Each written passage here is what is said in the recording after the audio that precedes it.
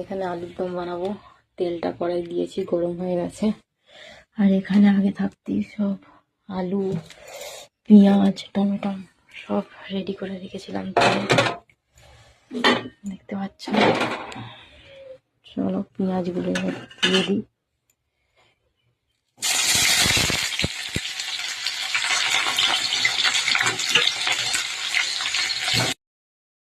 Menu হচ্ছে রাধাবল্লভী আর আলুর দম।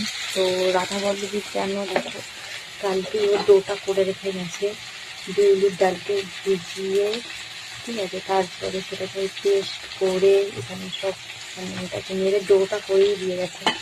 আর এখানে আলুর দমের সাথে কড়াই তেল গরম করে পেঁয়াজ দিয়েছি। আর এখানে আগে থাকতে আলু রাখা আছে। আর এখানে দেখো ধনে পাতা, তরকারি সব দেওয়া আছে।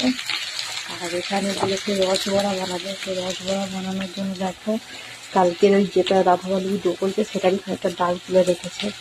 তো জানি না এখন কী করবে। চলো পেঁয়াজটা ভাজা হোক। একটু লাল লাল হয়ে গেছে, চলো আলুগুলো দিয়ে দিই। আলু দুটো মটরশুঁটি দিয়ে দিয়েছি, চলো এটাকে নাড়বো। আলুগুলো একটু লাল লাল হয়ে গেছে,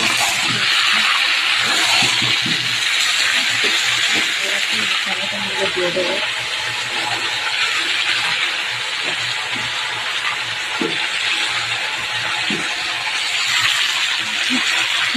দিয়েছি নাড়তে থাকি।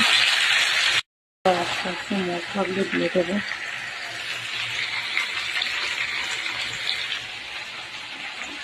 দুই চামচ একটু দেবো।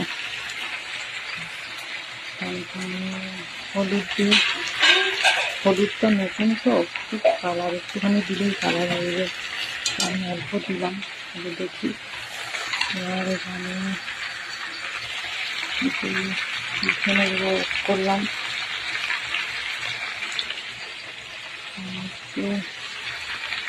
হালকা জিরে গুঁড়ো, কারণ এখানে পেস্টে আছে।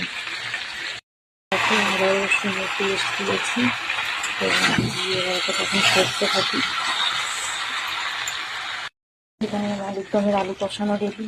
জল দিয়ে দেবো, একটু কষিয়েছি অনেকক্ষণ।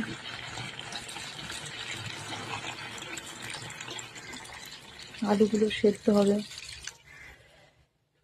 তো সেই জন্য যতটা জল লাগবে ততটা দেবো।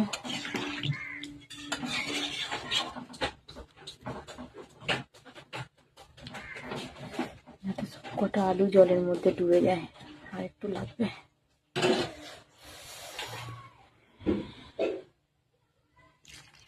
বাস।